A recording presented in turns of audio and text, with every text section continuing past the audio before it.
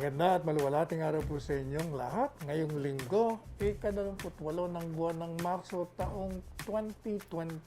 At sa ating palaging reminder sa inyong lahat, magsuot po tayo ng ating mga face mask, doble, at ng ating face shield.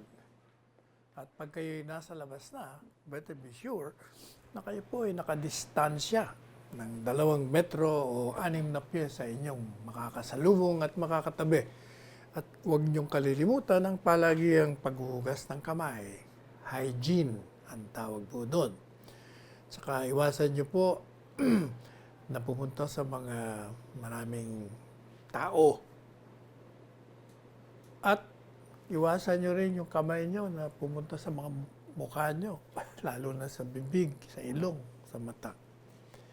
And don't forget to always improve and strengthen your immunity system, which means being healthy, and being healthy will require you to eat a lot of vegetables, fruits, drink a lot of water, sleep at least 8 hours a day, and daily exercises. Anyway, ngayon po ay isang mahalagang araw. Mahalaga sa isang taong, and for that matter, lahat na taong sineselebrate ang kanilang mga kapanganakan. At ang araw pong ito ay mahalaga sa katauhan ng ama ng bansa. At yan po ay si Presidente Rodrigo Roa Duterte.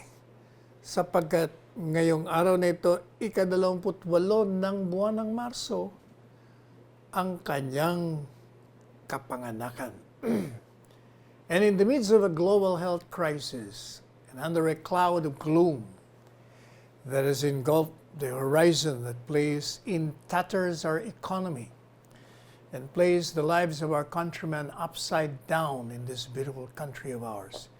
The President is marking his 76th birthday today, March 28. Sa gitna po ng krisis pangdaigdigan at sa ilalim ng napakalungkot na sitwasyon kung saan ang pandemya ay ibinuhos na yata ang kanyang kapanganib na sakit sa buong Pilipinas, kung saan pinadapa ang ating ekonomiya at nanganib at patuloy na nanganganib ang ating bansa, na maaaring humantong sa ating kamatayan.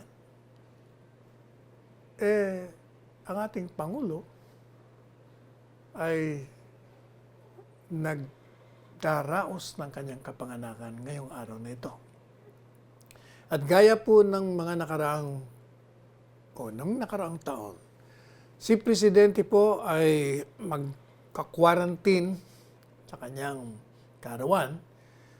At ito ay dahil na rin sa payo ng kanyang mga doktor at ng Presidential Security Group para sa kanyang kaligtasan habang ginagawa niya ang kanyang tungkuling bilang presidente, sapagkat, alam niyo naman, bilang presidente, siya po ay naka-expose sa mga opisyal at mga iba-ibang tao na kanyang nakakasalamuha kaugnay sa kanyang pagsasagawa ng kanyang tungkulin bilang presidente.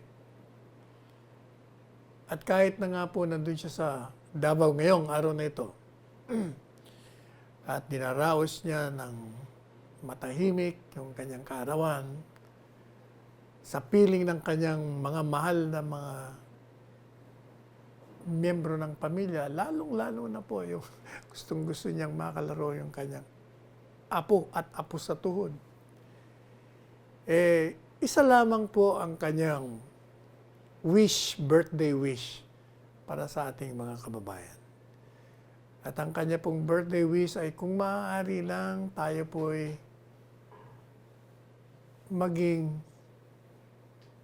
conscious, mulat, at disiplinado na ipatupad po natin sa ating mga sarili ang minimum health protocols. Nang ibig sabihin, magsuot tayo ng mask, ng shield, maghugas ng ating mga kamay, at mag-observe ng 2 meter or 6 feet distance.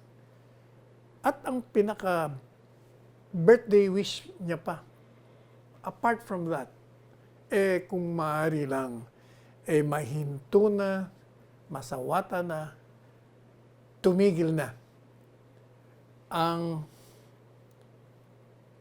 sakit na coronavirus dito sa ating bansa at sa buong mundo. Sa isang tao na nasa balikat niya ang mabigat na tungkulin upang pamahalain ang isang bansa dito sa panahon ng panganib, ang presidente natin, dahil siya ay napakasimpleng tao, kontento na po siya na idaos ang kanyang kaarawan sa piling ng kanyang mga mahal na mga apo at apo sa tuhod at mga anak at sa kanyang kabiyak na si First Lady Hanilet. Pero hindi ibig sabihin na nasa Davao siya, ligtas na siya dito sa maaring makarating sa kanyang katawan na coronavirus. Sapagkat alam naman po natin, itong si Presidente, hindi mo rin ito napipigilan. Kahit nasa Davao, lumalakad din ito. Pag nakarinig siya ng kailangan ng kanyang presensya, takbo kagad siya. Kaya nandun palagi ang panganib na mahawaan siya ng sakit ng coronavirus. At alam naman natin, 1 taon na ang isinagawa niyang mga mehoras upang maligtas sa panganib ng ating mga kababayan at tugunan ang mga pangangailangan ng sambayan ng Pilipino, kung saan tayong lahat talagang napunta sa rurok ng panganib ng kamatayan at pagkasira ng ating ekonomiya. Pero alam niyo naman si Presidente, daredevil ito Sabi niya, kung panahon ko na. Kaya hindi ito namamatay. Kung sa usapang mamamatay, wala yan. Gusto mo, ngayon na, sabi niya. Ganun siya. Kaya kahit mapanganib ang panahon at kahit na matahimik na nagdaraos ng kanyang kaarawan ngayong araw na ito, tutuloy pa rin ang kanyang mamaneho dito sa barko ng ating bansa. Alam nyo, merong mga panahon na nagsisisi rin siya kung bakit pa siya naririto sa kanyang kalagayan. Kaganda nga naman ang kanyang kalagayan ng mga panahon. Kung hindi siya tumakbong presidente, he would have enjoyed the bliss and the comfort of retirement. Pero wala talagang tumugon siya sa tawag ng pangangailangan, sa tawag ng tinig ng sambayanan, at sa hamon ng tadhana. Kaya, ayun, presidente siya. Pero alam nyo, si Presidente Duterte talaga namang yung pagiging presidente niya ay naging test. Kung baga, naging paglilitis sa kanyang katauhan, sa kanyang karakter, sa kanyang pasensya, sa kanyang talino. Aba, bakit naman hindi? Biro nyo. Nung naging presidente, nagdeklara agad ng digmaan laban sa droga, sa kriminalidad, sa katiwalian, sa rebellion, sa terorismo. At hindi lamang yan, meron na nga siyang katakot-takot na digmaan in all fronts. Aba, hindi lamang mga kalaban ng Estado ang hinarap niya. Talagang sinubukan ng kanyang pagka-leader ng nako, ano pa, di yung mga bagyo, baha, lindol, pati na yung pagputok ng bulkan na alam naman natin na ito'y lumika ng malaking kapahamakan, pagsira, hindi lamang sa ari-arian, kung hindi pati sa buhay ng ating mga kababayan, sa buong dako ng ating bansa. Parang as if, as if this human and natural monstrosities were not enough, para bagang kulang pa. Aba, eto pa, dumating pa itong coronavirus. Now we are in the precipice of destruction. In fact, hindi lang precipice, ito na nga, naumpisa na nga yung destruction. Kaya hindi man tawag nila rito, iba, para tayong nasa Armageddon. Dahil ito kalaban natin, hindi natin nakikita. Sinakop na tayo, sinakop ang buong mundo. Talagang pumasok sa buhay ng ating mga kababayan at ng mga tao sa buong mundo. Kaya ngayon, talagang bagsak ang ekonomiya, pilit tayong tumatayo. Pero talagang eto na naman siya, bumalik na naman siya, pinadami na naman ang mga may sakit ng coronavirus.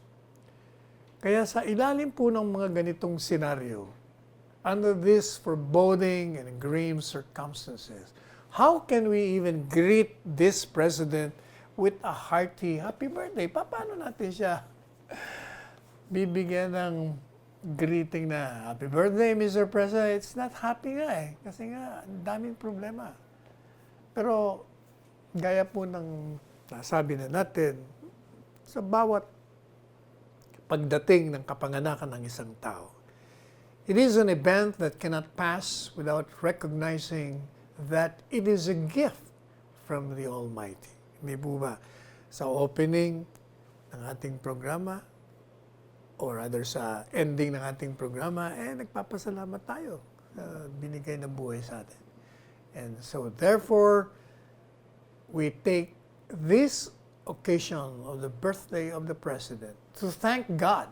Pasalamatan natin ang dakilang lumikha for giving us this gift of a maverick, of a maverick president, at for lending us, pinahiram tayo ng Diyos na dakila ang kanyang oras, panahon, pati na yung kanyang espiritu hindi talaga sumusuko para pagsilbihan at bigyan ng proteksyon ng sambayan ng Pilipino with His unorthodox ways and selfless brand of public service that puts to risk His life, His honor, and the presidency. Kaya yung ating pong pagdarasal ng bawat mamamayan at ng ating bansa, binibigay po namin sa inyo, Pangulong Rodrigo Roa Duterte. Our nation's prayers for your good health and well-being go to you, Mr. President, on this day of your birth. Long life, mabuhay ka, Pangulong Duterte. Kami po yung nagdarasal sa dakilang lumikha na bigyan pa kayo. Ipagpatuloy ang pagbibigay ng mabuting kalusugan sa inyong katawan at sana kayo po ay patuloy na bigyan ng alalay ng dakilang lumikha habang dinadala nyo ang ating sambayanan sa isang lugar na mapayapa at habang binabakan ninyo ang malulupit na tinatapon ng mga Diyos ng tadhana dito sa ating bansa, lalong-lalo na rito sa coronavirus na pilit tayo talagang pinasusuko. Subalit sa inyong pangunguna at liderato, all of us will prevail and we will overcome. God bless, Mr. President. Happy birthday. Sana maging happy at least dyan sa inyong pamilya.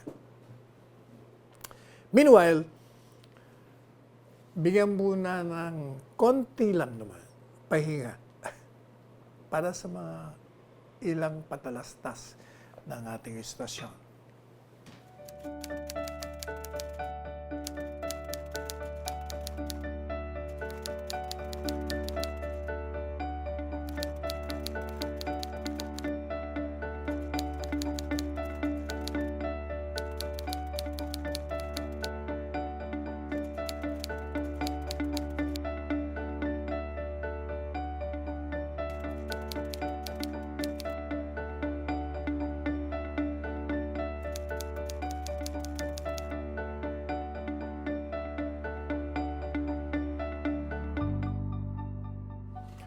Samantala mga kababayan, yung pong National Task Force Against COVID-19, ito po ay nagbigay ng pahayag at binibigyan papuri yung pong mga nasa private sector.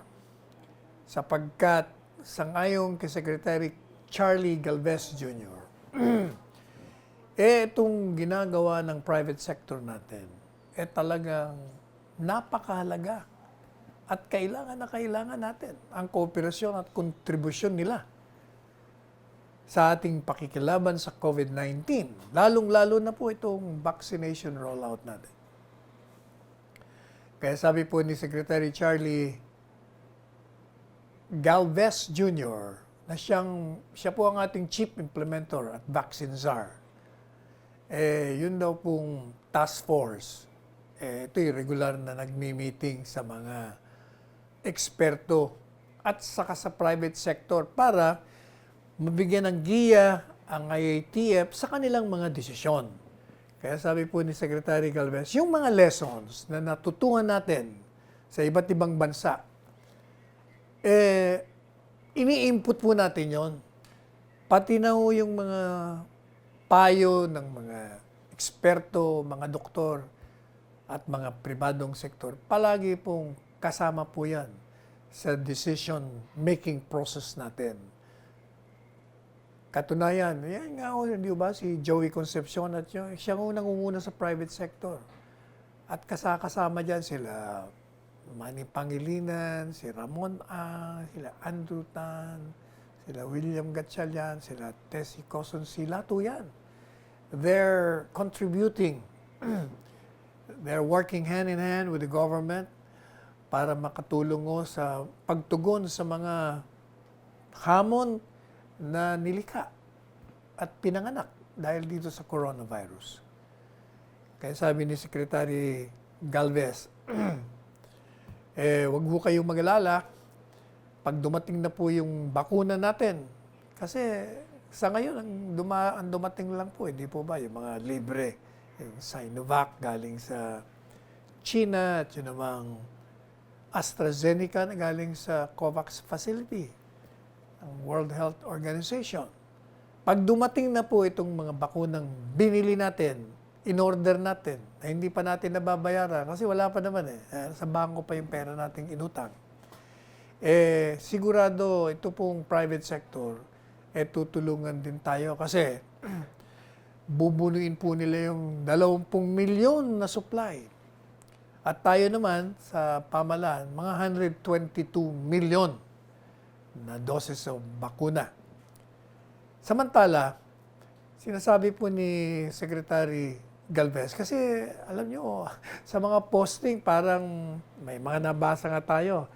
Binabatikos ang pamahalaan, bakit daw tayo humihingi ng 50% na donasyon sa mga private sector kung makakakuha sila ng bakuna. Mali po yun, hindi totoo yun. Alam nyo, yung 50% na requirement, galing po yun sa AstraZeneca. Yun lang naman yung pharmaceutical company yun. They demanded 50% na kailangang ibigay ng mga private companies na makakabili sa kanilang bakuna. Kailangan bigyan mo ng 50% ang gobyerno. At ang maganda naman ang kanilang layunin dito para magkaroon daw ng balanse. Kasi hindi po ba, at least yung private sector, they have the money. Sa pamahalaan naman, ang sinusustentuhan po natin, yung mga mahihirap Kaya tama rin yun na they can afford. Kaya sabi ng AstraZeneca, bigay kayo ng 50% donation sa pamahalaan. Pero hindi po galing sa pamahalaan yun. Hindi tayo nagdi-demand. Hindi po totoo yung mga nababasa nyo sa mga pinopost ng mga ang iba dyan kasi misinformed. Ang iba naman talagang sinasadya nila na magpakalat ng ganyang fake news or fake information para siraan lamang ang gobyerno. Doon po sa ibang pharmaceutical company, kagaya ng Moderna, Novavax, Sinovac, at iba pang kumpanya na kinakausap natin tungkol sa pagbibili ng bakuna, wala hong usapan na ganyan. Wala hong requirement itong mga pharmaceutical companies na ito. At itong si Joey Concepcion, itong kagalingan naman kay Joey Concepcion, alam nyo, from the private sector ito Ito yung nagpundar ng negosyo. At marami itong interlocking companies na mga tumutulong sa kanya. Talagang pag si Joey Concepcion nanawagan sa private companies, palibasa, magaling, man of integrity, humble, ayan. Kaya marami ho siyang nakukuha. Itong grupong ito ni Joey Concepcion, talagang napakalaki ng kontribusyon sa gobyerno, lalong-lalo na po, for making it possible na yung mga nandiyan sa private companies, makakuha rin sila ng bakuna para sa kanilang mga empleyado at yung mga economic frontliners natin.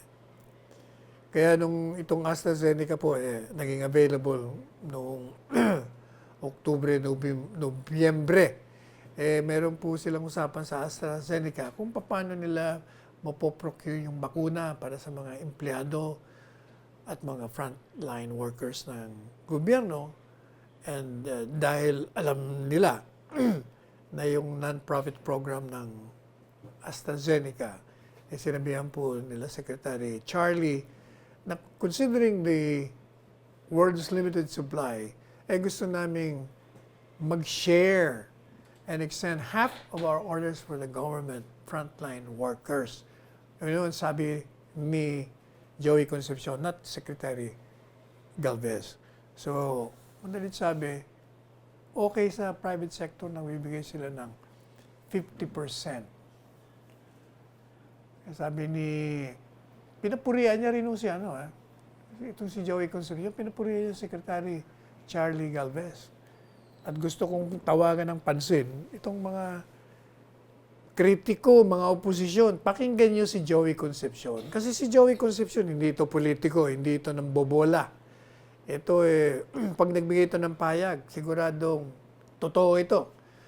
Alam po niya, sabi niya, without Secretary Galvez support, the private sector will not be able to access any vaccines. Kung hindi kami sinuportahan ni Secretary Galvez, sabi niya, itong pribadong sektor, hindi makakakuha ito ng bakuna. Pero dahil pinagkatiwalaan kami ni Secretary Galvez, it was this mutual trust between the public and the private sector that made all of this possible, sabi ni Secretary, or rather ni Joey Concepcion. Kasi, ito, makinig kayo rito mga pasaway, detractors. Sabi ni Joey Concepcion, yan pong si Secretary Galvez, merong malinaw na plano na magdala ng 160 million doses dito sa ating bansa sa iba't ibang mga manufacturers ng bakuna. Sino-sino ito? Sinovac. Teka muna, ang nagsasalita rito hindi po ako si Joey Concepcion Inuulit ko lang yung sinasabi niya. Secretary Galvez daw ay may malinaw na plano na magdala ng 160 million doses sa bansa ng iba't ibang bakuna nang gagaling dito sa Sinovac, Novavax, AstraZeneca, Moderna, Johnson & Johnson, Gamaleya, Pfizer, at dun pa sa COVAX facility. And the overall portion for the private sector here would be around, sabi ni Joey Concepcion, 15 to 20 million doses coming from AstraZeneca, Moderna, and Novavax. Kaya habang ito pong bakuna ay pumapasok sa ating bansa at yung mga in-order natin ay magsisimulang dumating, most likely, sabi ni Joey Concepcion, siguro mga Mayo.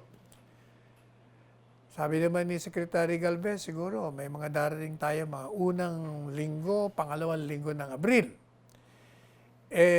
Itong si Joey Concepcion, nakapag-usap na po sila with Secretary Charlie Galvez.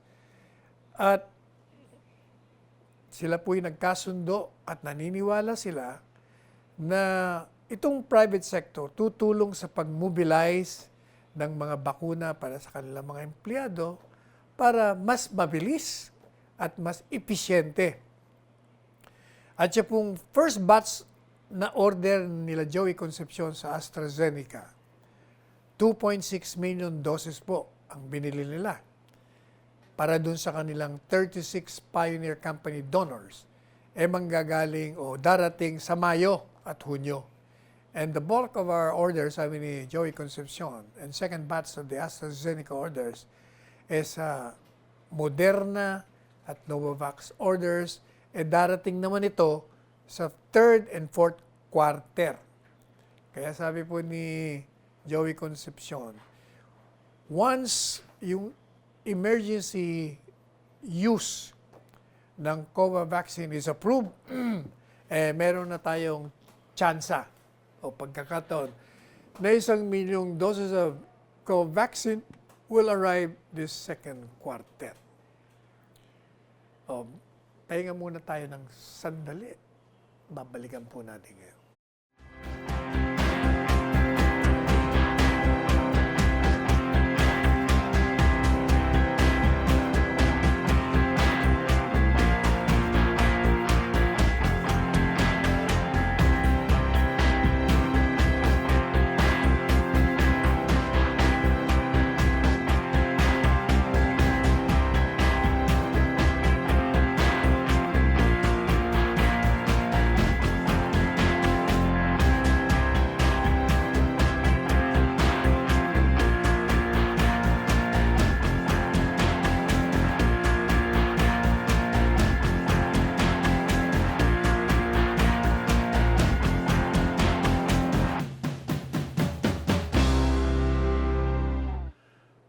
Meron ho tayong nabasa, kaugnay naman dito sa Commission on Human Rights. Dahil itong Commission on Human Rights na ito, nag-imbestiga raw sila doon sa mga reklamo on extrajudicial killings. At sangayon sa kanila, nakikita raw nila na merong malakas na indikasyon na talagang merong intensyong pumatay itong mga otoridad natin kaugnay dito sa mga police operations laban doon sa mga involved sa droga.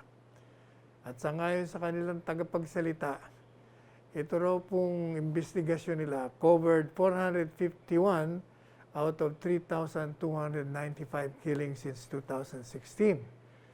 At sa kanilang daw initial findings, ang kanilang konklusyon, dahil daw napakaraming gunshot wounds, may maraming tama sa katawan ng mga biktima, pati raw doon sa lokasyon ng mga sugat at ito daw ay bahaging maselan ng katawan, mukhang lumalabas na meron talagang sadyang pagpatay ang intensyon ng mga otoridad. At nakita daw nila ang kabangisan ng anti-drug campaign. At maaaring ito ay nagpapakita na posibleng abuso ng mga perpetrators, o ibig sabihin, hindi yung mga pulis at mga otoridad. At marami daw po silang natuklasan din na marami daw na bilang ng mga pulis o lawmen na inilalagay sa isang hindi magandang posisyon ang mga biktima na hindi makalaban. At sinasabi niya, kasi daw, pag may police operation, ubod ng dami ng mga pulis. Wala daw kalaban-laban yung mga biktima o yung mga involved sa droga. Teka muna, ano ba, ano bang klase ito? Ikaw ba, abogado ba ito nagsasalitang ito? O hindi abogado? Kung abogado ka, nako palagay ko, dapat bumalik ka uli dun sa pinanggalingan mong law school. Unang-una, yung sinasabi mong indication of intent to kill. Hindi porket, alimbawa, baka sinasabi mo, bakit may mga tama yan sa likod? O hindi ibig sabihin, pinatay na nakatalikod. Pwede rin man nagbabarilan, sila'y tumakas. At sa pagtakas nila, tinamaan na sila ng mga bala. That's one. At yun naman sinasabi mo na nasa disadvantage. Ano naman gustong gawin mo? Siyempre, pag may police operation, merong mga bilang ng mga pulisyan. Kung nagkataon na iisa ang nandun at marami sila, hindi naman sadya yun. Talagang yun ang protocol. Pangalawa o pangatlo, kung yun naman pala, meron kayong mga initial findings. Bakit di nyo inihahabla? O yan naman ang tanong ko. Precisely yun ang trabaho nyo, Commission on Human Rights. Dapat, kung meron kayong mga investigasyon, gawin nyo na yung tinatakdang tungkulin ninyo. File cases against whom you perceive to have violated the law. Those who abuse their authority. O hindi ba sabi nga ni Presidente, those who abuse their authority in relation to this war on drugs will have hell to pay. O ibig sabihin, may go signal si Presidente na hindi siya papayag na mga nangaabuso, papabayaan lang natin. Kaya ituloy nyo, maghain na kayo ng demanda para maparusahan natin. Ang problema kasi, ang ginagamit nyo, parang lumalabas ano lang kayo, nagpupropaganda. Hindi mo po pwedeng sa pamamagitan ng mga press release, press statements, sasabihin nyo na ganito ang inyong findings. If that is your findings, then sue. Maghain na kayo ng demanda para itong mga nag-abuso sa inyong pananaw, para mabigyan na natin ng paglilitis. At kung mapatunayan, batay sa inyong mga findings na talagang may kasalanan, di papakulong natin, pagbabayarin ng kanilang mga kasalanan. Yan ang dapat na galaw ng isang Commission on Human Rights. Kasi, kung hindi ako nagkakamali, mulat sa pool, panahon pa yan ni De Lima nung siya pa yung chairman, matagal nyo nang sinasabi yan. And yet, meron na ba kayong mga final na kaso? At napatunayan ba sa mga final nyo? Kasi madali alam nyo, madali mag-akusa. Kaya yun nga nagiging problema. Ang pamahalaan, hindi po natin masisisi kung hindi natutugis yung mga involved. Sapagkat, pag naghain kayo ng demanda, kailangan may ebidensya. Pag walang ebidensya, madidismiss ang kaso. At hindi rin may pa-file kung wala kayong sapat na ebidensya dahil baka sa probable cause hindi na lumusot. At kung lumusot naman sa probable cause, baka yung proof beyond reasonable doubt, matalo na naman. O kaya naman, meron kayong ebidensya pero mali ang pag-handle ng mga ebidensya nyo. o di magkakaproblema na naman. Absueltuhin talaga. Kaya dapat maliban pa dun sa mga pagkondena, mga deklarasyon ng kung ano-ano pa, kailangan tayo'y maging masigasig na hanapin natin ang mga ebidensya para tumayo ang kaso na anumang ihahain natin laban dito sa mga lumabag sa batas. Whether yan ay ordinaryong mamamayan o yan ay mga otoridad, mga pulis o mga militar. Hindi uubra yan kay Presidente Duterte. Napuntahan naman po natin yung isa pang paksahin. May nabasa ako tungkol sa deklarasyon ng Korte Suprema. Yung Korte Suprema, nagpahayag po ng isang statement dahil merong mga nanawagan, nag-file ng petition, mga letters, they called on the Supreme Court to condemn yung mga maraming namamatay na mga abogado. At sa isang rare move, kung baga hindi ito ordinaryo, bihira na pumasok ang Supreme Court sa ganitong mga bagay. Kasi ang supposedly ang Supreme Court, bago mag-condemn ng isang bagay, kailangan alam niya yung facts. Hindi po ba? Alam niya kung sino i-condemn niya. Pero pwede na naman siya mag-condemn in a general sense, general way. Kasi the fact is, there are many lawyers being killed. The fact is, there are judges being killed. And the fact is, meron ding tinatawag na nire-red-tag o sinisiraan. So, on the basis of that, the Supreme Court issued a statement. Ang sabi ng mga 15 hukom ng Korte Suprema, kinukundina nila sa pinakamalakas na pagkukundina. Ang bawat pagkakataon kung saan ang isang abogado ay pinatay o pinagbabantang patayin, o kaya naman ang isang hukom ay pinagbabantaan o walang fair na pag-label na siya ay isang supporter ng mga either rebelde o mga drug lords. Yan po ang sabi ng Korte Suprema. At kinikilala raw ng Korte Suprema yung katapangan ng mga hukom at mga abogado na nagpapatupad ng administrasyon ng justice kahit na sa harap ng panganib. Pero sabi ng Supreme Court, walang kaduda-duda at huwag kayong magduda sapagkat kami dito sa Korte Suprema ay kasama nila dito. And no more fitting time, ang sabi po ng Supreme Court, than show the judiciary remain undaunted with a clear vision of taking courage, enforcing the law, and upholding the supremacy of the Constitution. Sabi po ng Korte Suprema, ang huridikatura ay mananatiling hindi matitinag dito sa panganib. At ang judiciary, ang huridikatura ay mananatiling matapang na magpapatupad ng batas at i-uphold, paninindigan ang supremacy ng saligang batas. Ipagtatanggol nito at bibigyan ng proteksyon ang saligang batas. The Supreme Court has provided a clear timeline to assess what institutional change can be made.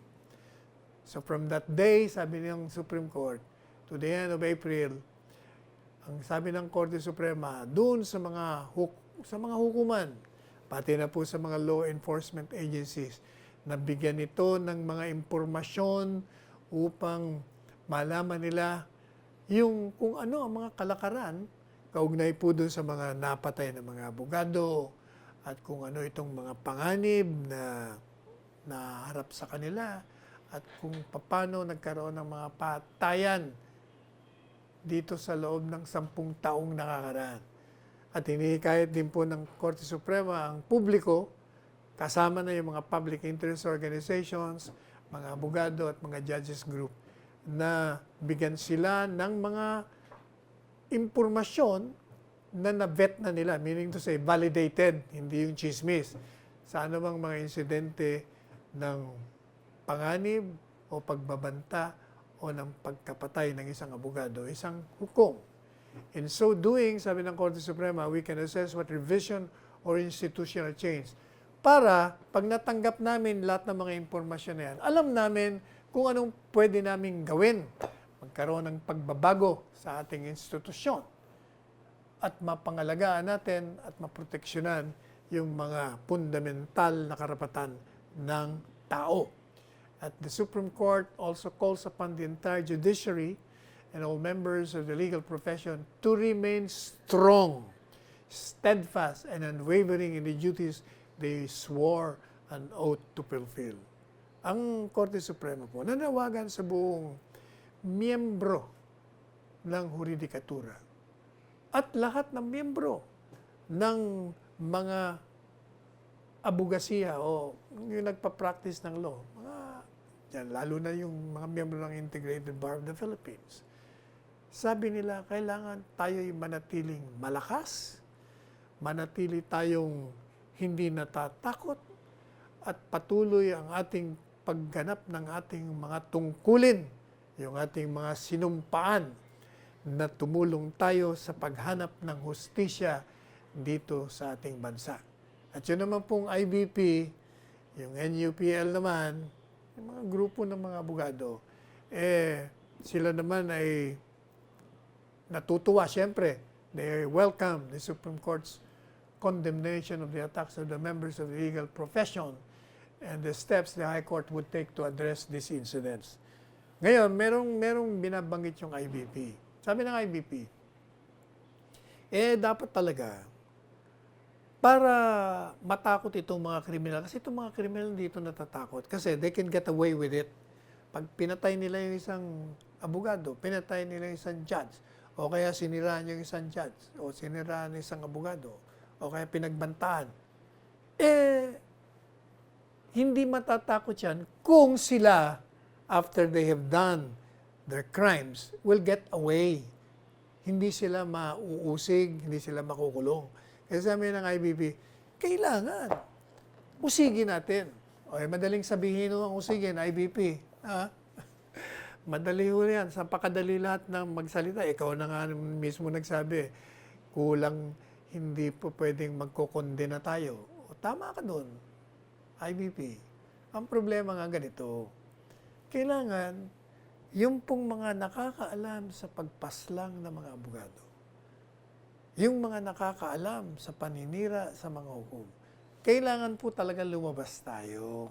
Hindi po pwede na tayo matatakot na magtestigo.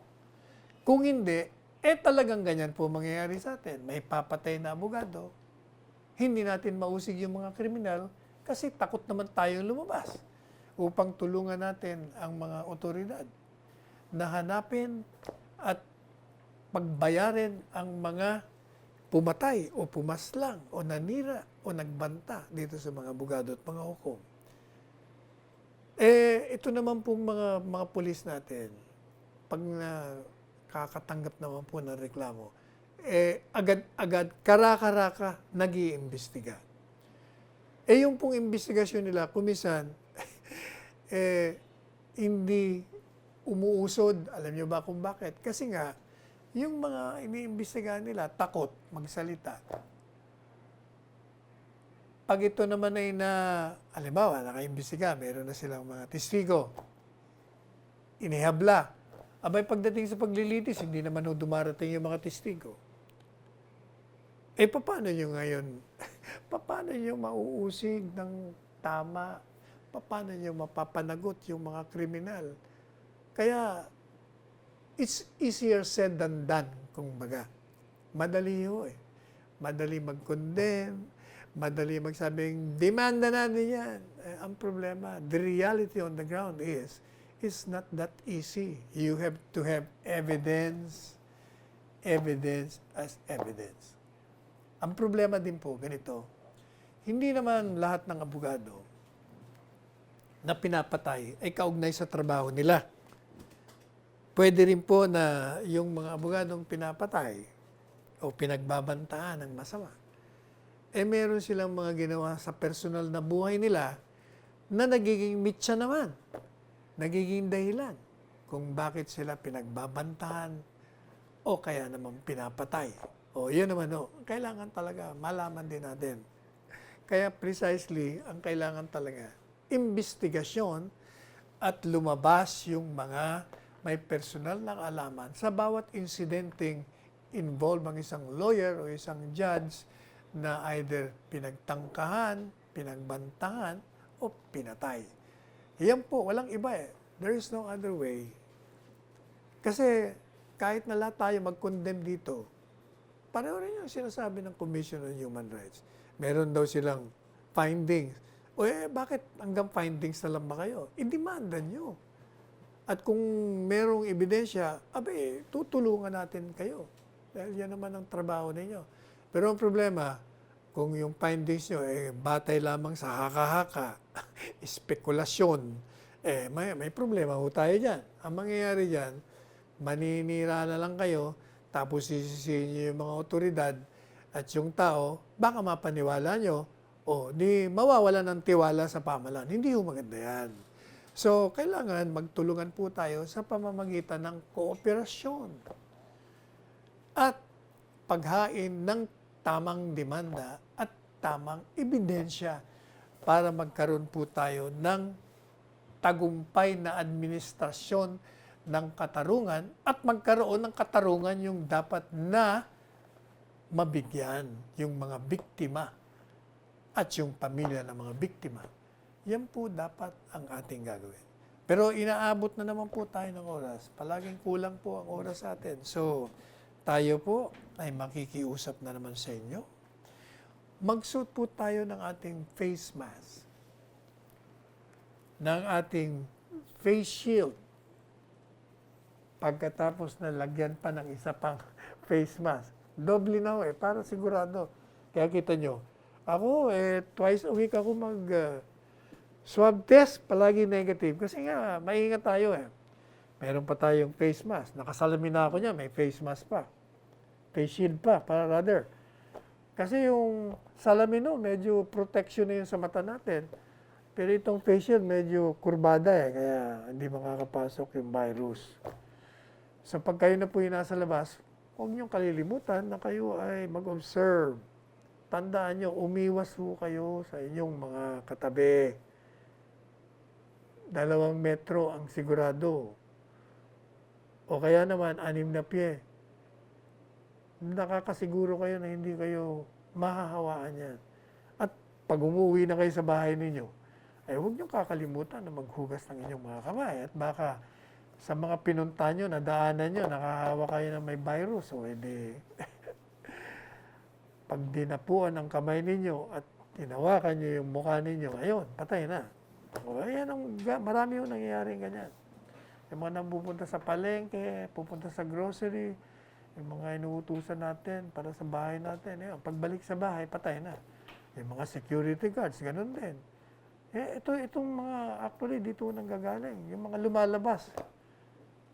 Basta lumabas ng bahay, sigurado, you're a potential carrier. Sigurado po yan.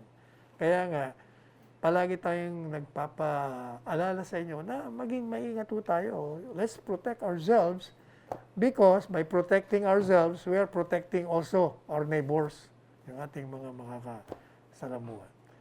And at the same time, huwag niyong kalilimutan, palakasin niyo rin ang inyong mga katawan. Maging malusog kayo.